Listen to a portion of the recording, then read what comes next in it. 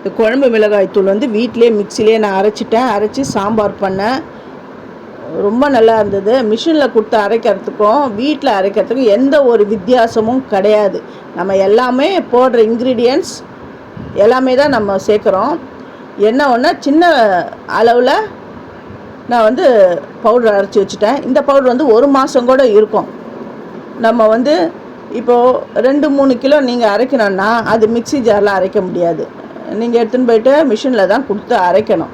இப்போ வந்து எல்லா பொருளும் இருக்குது. மிஷின் வந்து மூடிட்டாங்க, கரண்ட்டு இல்லை.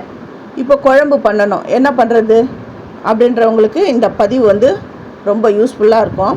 இதுக்கு நான் வந்து 1/4 கிலோ தனியா அதை தான் சேர்த்து நான் இது பண்ண போகிறேன். கொஞ்சம் கொஞ்சமாக கூட நம்ம அரைச்சி வச்சுக்கலாம். இந்த 1/4 கிலோ இது வந்து எங்கள் ஃபேமிலிக்கு வந்து 1 மந்த் வரையும் இருக்கும் இந்த பவுடர். அப்பப்போ நான் வந்து 10 நாளைக்கு ஒரு தடவை இப்படி நான் அரைச்சி 1/4 கிலோ நான் இந்த மாதிரி தான் அரைச்சி நான் எடுத்து வச்சுப்பேன். இப்போ வந்து நல்லா மழையாக இருக்குது, வெளியில் போக முடியல, எல்லா இன்க்ரீடியன்ஸும் வீட்டில் இருக்குது அப்படின்றவங்க சூடு பண்ணி கூட நல்லா ஆற விட்டு கூட நான் வந்து மிக்சி ஜாரில் கொடுத்து நம்ம அரைச்சிக்கலாம். இது வந்து 1/4 கிலோ தனியாவை முதல்ல வறுத்துட்டேன். அதுக்கப்புறம் கடலப்பருப்பு 2 டேபிள் ஸ்பூன் அதையும் வறுக்கணும். அதுக்கப்புறம் 2 டேபிள் ஸ்பூன் வந்து துவரம்பருப்பு. அளவுகள்லாம் கரெக்டாக நான் சொல்கிறேன், அதை பார்த்துக்குங்க. சில பேர் உளுந்தம்பருப்பும் போட்டு வறுத்து பண்ணுவாங்க. நான் உளுந்தம்பருப்பு சேர்க்கலை, நாங்கள் உளுத்தம்பருப்பு போட மாட்டோம். இது நல்லா வறுப்படணும். எப்படின்னா அது எடுத்து வச்சோம்னா 2 அந்த பல்லில் கடிபடணும், அந்த அளவுக்கு கொஞ்சம் வறுக்கணும். அடுப்பை வந்து ரொம்ப ஸ்லோவில் வைங்க. நான் இரும்பு கடாயின்றதுனால சீக்கிரமாக இது வந்து ஹீட் ஆகிடும். இரும்பு பண்ணுறவங்க வறுக்கிறவங்க இரும்பு கடாயிலே பண்ணுங்கள், அடிகனமான கடாயை யூஸ் பண்ணி பண்ணுங்கள். அரிசி வந்து 2 டேபிள் ஸ்பூன். ஜீரகம் வந்து 1 டீஸ்பூன் நான் சேர்க்குறேன். மிளகும் 1 ஸ்பூன் நான் சேர்க்குறேன். உளுந்தம்பருப்பு சேர்க்குறவங்க சேர்க்கலாம். சில பேர் வந்து சுக்குத்தூள், அந்த ட்ரை ஜிஞ்சர் இருக்குது பாருங்கள், அதையும் இதில் சேர்ப்பாங்க. நான் அதை சேர்க்கலை, இது வரையும் தான் நான் சேர்த்துருக்கேன். அதுக்கப்புறம் மிளகு நல்லா பொரிஞ்ச உடனே இதெல்லாம் கொஞ்சம் வந்து நல்லா ஹீட் ஆனால் தான் அந்த மிளகாய்த்தூள் வந்து வாசனை அவ்வளோ நல்லாயிருக்கும், குழம்பும் ரொம்ப நல்லாயிருக்கும். வெந்தயம் வந்து 1/4 டீஸ்பூன் போடுங்க. ஏன் வெந்தயம் வந்து 1/4 டீஸ்பூன் சேருங்கன்னா வெந்தயம் வந்து அந்த கசப்பு தன்மை வந்துடும். அதனால தான் 1/2 ஸ்பூன் 1/4 ஸ்பூன் அந்த நம்ம எவ்வளோ தனியாக சேர்க்குறோமோ அதுக்கு கணக்கு வச்சு நீங்கள் சேர்த்துக்கோங்க. கடுகு வந்து 1 டீஸ்பூன் சேர்க்குறேன். அந்த கடுகு வந்து நல்லா பொரியணும், அப்போ தான் அந்த கசப்பு தன்மைலாம் இருக்காது.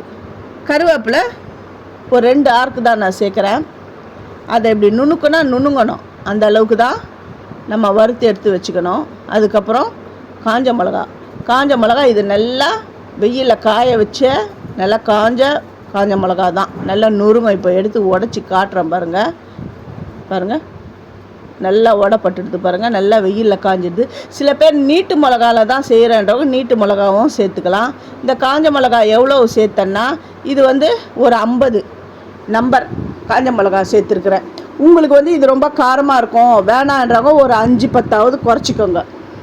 எல்லாத்தையும் நான் வந்து வறுத்துட்டு இதை வந்து ஆற விட்டுடுறேன். இன்னொன்று, காஞ்ச மிளகா வறுக்கும்போது ஸ்டவ் ஆஃப் பண்ணிவிட்டு வருங்க.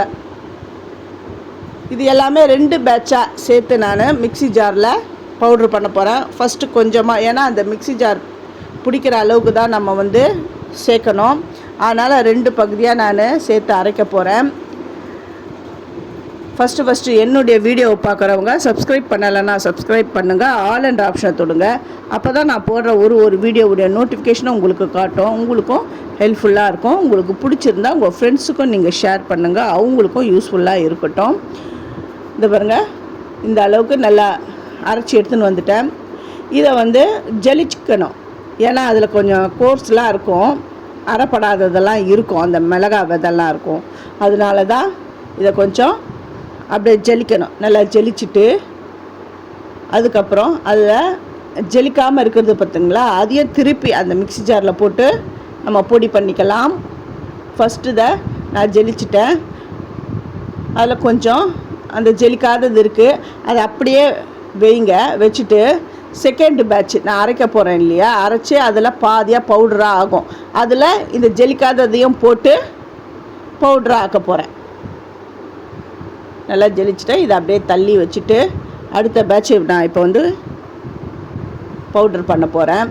இது ரொம்ப ரொம்ப ஈஸி. இது வீட்டிலே செய்யலாம். இதை அரைக்கும் பொழுது இந்த பவுடர் அப்படி ஒரு வாசனை இருக்கும். நம்ம வீடு ஃபுல்லாக இந்த மசாலா வாசனை அவ்வளோ நல்லாயிருக்கும். இப்போ செகண்ட் பேட்ச் இதையும் மொத்தத்தையும் நான் சேர்த்துட்டேன். இந்த மாதிரி பவுடர் பண்ணி எடுத்துன்னு வந்துட்டேன். அது கூட அரைப்படாததை இதில் சேர்க்குறேன். இது அப்போ தான் அரைச்சி தான் நான் எடுத்துன்னு வந்துட்டு அந்த ஜெலிச்ச மிச்சம் இருக்கிறத இந்த பவுடர் கூட சேர்த்துட்டேன். மஞ்சப்பொடி வந்து விரலி மஞ்சள் நான் வீட்லேயே தனியாக அரைச்சி வச்சுருக்கிறேன். அந்த விரலி மஞ்சள் அந்த தூளை சேர்க்குறேன். பெருங்காயம், அப்புறம் கலருக்காக காஷ்மீரி மிளகாய்த்தூள். இதுவும் காஷ்மீரியை தனியாக நான் அரைச்சி பவுட்ரு பண்ணி வச்சுருக்கேன். அதை தான் இதில் சேர்க்குறேன். இந்த கலருக்காக தான். இவ்வளோ காரமாக இருக்குமா, இவ்வளோ சேர்க்குறீங்களா அப்படின்னு சொல்லாதீங்க. காஷ்மீரி மிளகாய்த்தூளில் அவ்வளோவா காரம் இருக்காது. அது கலரு தான் கொடுக்குமே தவிர ரொம்ப காரம் இருக்காது. இப்போ அரைச்சி எடுத்துன்னு வந்துட்டேன். இப்போ இதையும் நல்லா ஜலிக்கிறேன். இது வந்து ஈஸியாக சட்டு, ரொம்ப வேலைலாம் கிடையாது. அந்த வறுத்து ஆற வச்சு மிக்சியில் போட்டு பொடி பண்ணிடணும், அவ்வளோதான். மிஞ்சி போனால் ஒரு 10 நிமிஷத்துக்கு மேலே ஆகவே ஆகாது. இந்த பாருங்கள், குழம்பு மிளகாய்த்தூள் எப்படி ரெடியாகிடுது பாருங்கள். அவ்வளோ மணமாக இருக்குது. இதை வந்து நல்லா ஆற விட்டுடணும். ஒன்று முக்கியமானது என்னென்னா, ஈரம் இருக்கக்கூடாது. அந்த மிளகாய்த்தூள் போடுற அந்த பாக்ஸில் கொஞ்சம் கூட ஈரம் இருக்கக்கூடாது. அந்த தண்ணி படக்கூடாது. அப்படி இருந்தால் ரொம்ப நாள் இருக்கும். கட்டிகள்லாம் கட்டாது. எப்போவுமே நம்ம மிஷினில் கொடுத்து நம்ம அரைச்சி எடுத்துன்னு வரோன்னா நம்ம என்ன பண்ணுவோம், அந்த சூடு வந்து ஆறுற வரையும் நம்ம வெளியில் வைப்போம் இல்லையா. அந்த மாதிரி கொஞ்சம் நேரம் ஆறின உடனே அதுக்கப்புறம் பாக்ஸில் போட்டு வச்சுக்கோங்க. இதில் நான் சாம்பார் பண்ண போகிறேன். கத்திரிக்காய் முருங்கைக்காய் போட்டு தான் சாம்பார் பண்ணுறேன். அவ்வளோ டேஸ்ட்டாக இருக்குது. சின்ன வெங்காயம், பச்சை மிளகா, முருங்கைக்காய், அப்புறம் கத்திரிக்காய் இதெல்லாம் போட்டு தான் நான் சாம்பார் வைக்க போகிறேன். சாம்பார் பொடியும் நான் ஏற்கனவே வந்து நான் சாம்பார் பொடி எப்படி பண்ணுறது அப்படின்றதையும் நான் வந்து என்னுடைய சேது சித்ரா கிச்சனில் நான் கொடுத்துருக்கேன். நீங்கள் போயிட்டு பாருங்கள். அந்த கத்திரிக்காயில் இது சாம்பார் பொடி தேவையான அளவு நான் சேர்க்குறேன். 1.5 ஸ்பூன் சாம்பார் பொடி, 1 ஸ்பூன் வந்து குழம்பு மிளகாய்த்தூள். இப்போ நான் அரைச்சேன் இல்லையா, அந்த குழம்பு மிளகாய்த்தூள், தேவையான அளவு உப்பு, அப்புறம் இதுக்கு தேவையான அளவு இந்த காய் முழுகிற அளவுக்கு தண்ணி, புளியை நான் வந்து ஆல்ரெடி ஊற விட்டுருக்கேன். அதை கரைச்சி நான் எடுத்துன்னு வந்துட்டேன். அந்த புளி நீரும் இதில் நான் சேர்த்துட்டு எல்லாம் கலந்து அடுப்பில் வச்சு இந்த காய்கறி அந்த வெஜிடபிள்ஸ் எல்லாமே இந்த சாஃப்டாக ஆகிற அளவுக்கு நல்லா வேகணும். அந்த மிளகாய்த்தூள் அந்த பச்சை வாடெல்லாம் போயிடுது. இப்போது பருப்புலாம் நான் ஆல்ரெடி இதில் சேர்த்துட்டேன். தாளித்து இதில் கொட்டிடுறேன். இதுக்கு மேலே கொத்தமல்லி தழைகளை அப்படி தூவி இறக்கினா சூப்பரான சாம்பார் ரெடி ஆகிடுது.